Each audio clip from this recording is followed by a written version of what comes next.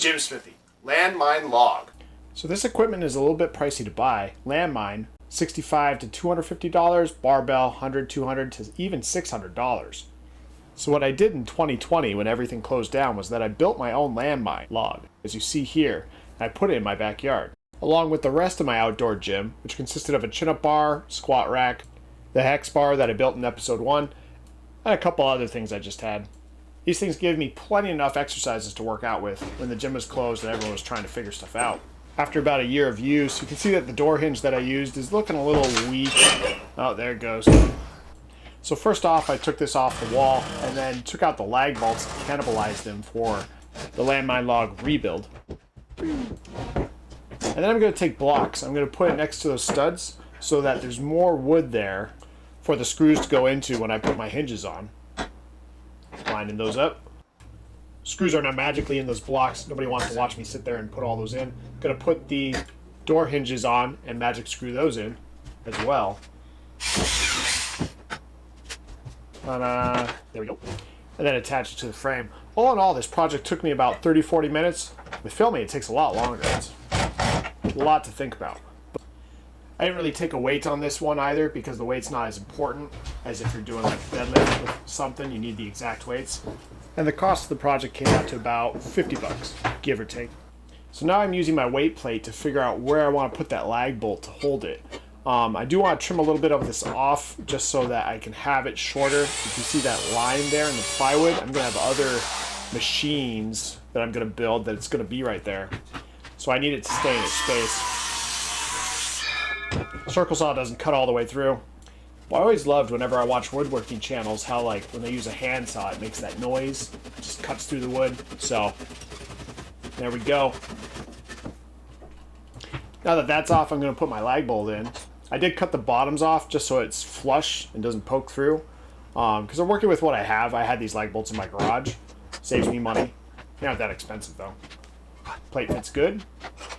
And now I'm going to install my bathroom handle just below that. The other thing I really like about this piece of equipment, especially if you're making your own home gym, is that it's really versatile.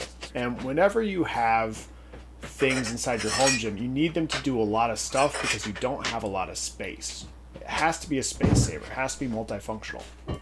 This thing takes up very little room, doesn't cost very much, it's not very difficult to build, so in my book it's a winner for having it in your home gym. Last lag bolt install. The last thing I got for this is a hinge just on the end, which is going to increase the functionality of this device, and it's also something that a regular landmine doesn't have. And there it is. Wait for it. Wait for it.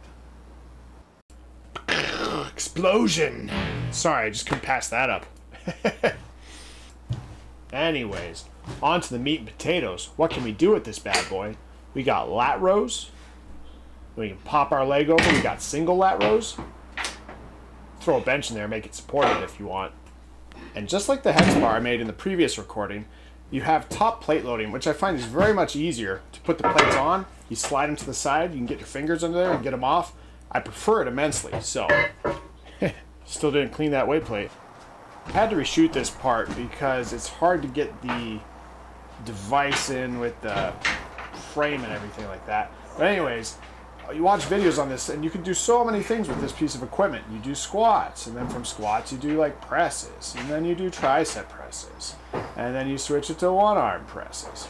And so just keep coming up with things. At first I thought you could not do rotational exercises with this, but if you stand to the side and then push and rotate, you can even do rotational exercises, because those guys in the videos with the landmine barbell, they're all about that rotational, like left and right exercise. So if you're about that, you could still do that. And then the one-arm rows and stuff, just whatever you can come up with, it seems.